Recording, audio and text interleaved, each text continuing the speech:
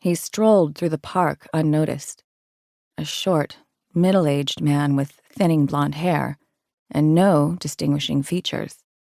His manner so mild and unassuming, he could join any crowd and leave no impression whatsoever. He'd lived his entire life neglected and overlooked. The resulting ball of rage inside him had been his undoing many times.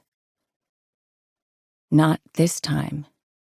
He'd learned to channel his anger, to see his shortcomings as an advantage.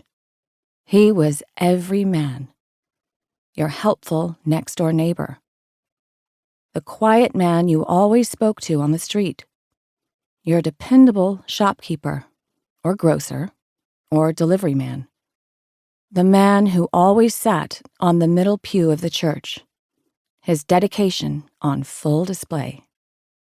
He was the one you never saw coming. He sucked on a lollipop and carried a small paper bag that held others in a variety of flavors. He knew his target favored grape, but you could never tell when a 5-year-old would change his mind. He stationed himself on a park bench underneath a covering of trees and waited. The wait was no more than 5 minutes. There he was, like clockwork. Little Eddie Green, his freckles shining in the sun, his gap-toothed smile wide as he broke free of his mother's hand and set off, kicking his soccer ball. "Eddie, don't go far!" His mother, Marcia Green, spread a blanket on the ground near the swing sets, then plopped down and whipped out her cell phone. As usual, she was distracted, a rail-thin, harried-looking young woman with wispy blonde hair escaping its ponytail. Coordinator of the youth group at her church, she was always on her phone. "See how far I could kick the ball," Eddie yelled. She glanced up. "I see you," she called back, but she didn't. Not at all. She was already talking on her phone again. She didn't deserve Eddie. No, she did not. As he moved closer to the boy, watching the direction Eddie kicked the soccer ball, he congratulated himself on making the right choice this time. He was brilliant. Yes, he was. He'd studied his target for months.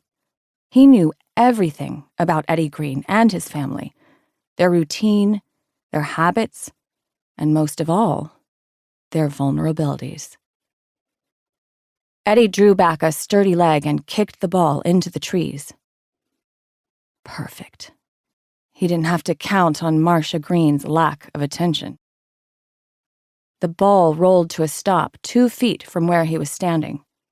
Grape lollipop in hand, warm and welcoming smile on his face. "Great kick, Eddie." He bent to the boy's level. "Would you like a grape lollipop?" The boy nodded, his cowlick bobbing. He unwrapped the sweet treat, then smiled. "I'll play ball with you, and I have a whole bag of lollipops." "Okay." He took the boy's hand and led him away. That's how easy it was to take the things other people treated carelessly. They vanished quickly into the thick trees. Within minutes, he was on the way home with his prize. Undetected by anyone, particularly Marcia Green. He glanced at Eddie, so innocent and gullible, so trusting. It would be a pity if the boy wasn't the right choice. He'd had to bury his last 2 mistakes.